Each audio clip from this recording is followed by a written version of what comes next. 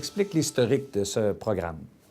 En fait, il y a un petit peu plus qu'un an, j'ai rencontré le président directeur général, M. Yves Bourget, et je lui ai fait part à ce moment-là que j'avais l'intention de faire un don planifié d'1 million pour l'Université Laval.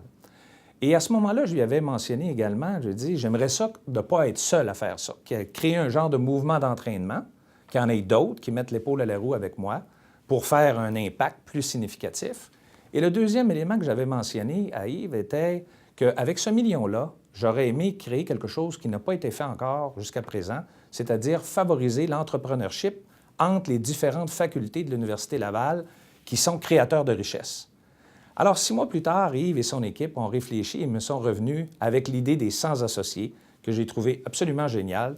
100 personnes qui vont donner 1 million et plus au bénéfice de l'Université Laval. C'est du jamais vu, c'est extraordinaire et je suis très fier d'avoir été le premier, en tout cas, d'avoir été la bougie d'allumage de ce grand projet mobilisateur qui va permettre de faire la différence et j'en suis très fier.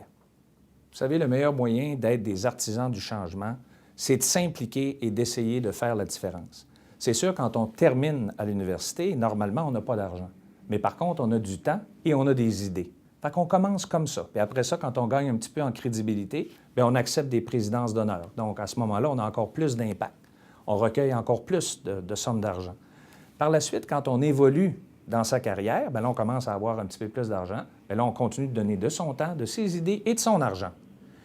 Et quand on arrive à un moment donné dans sa carrière, où là, on est un petit peu plus établi, qu'on a recueilli des sommes d'argent un petit peu plus importantes, bien là, on pense à faire son testament social.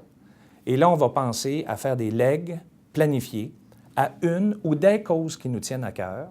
Moi, j'en avais 7 ou 8 significatives, mais l'Université Laval a toujours été au cœur de mes préoccupations parce que ça a été un élément de transformation extrêmement importante pour moi. Et je crois que tout le monde peut s'impliquer et donner soit 1, 2 ou 3 de ces éléments de la philanthropie, de son temps, de son argent et également de son argent, mais de façon planifiée. Puis c'est une forme de philanthropie qui a été négligée par le passé parce que les gens pensaient qu'on fait ça presque à l'article de la mort. Alors, c'est surtout pas ça qu'il faut faire.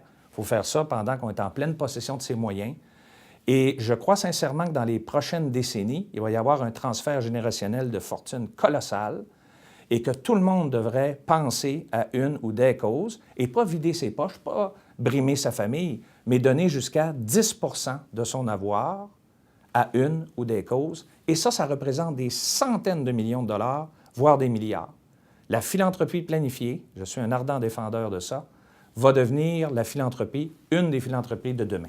Alors, Dr Dupont, merci infiniment pour ce témoignage inspirant. Merci. Bienvenue. Merci.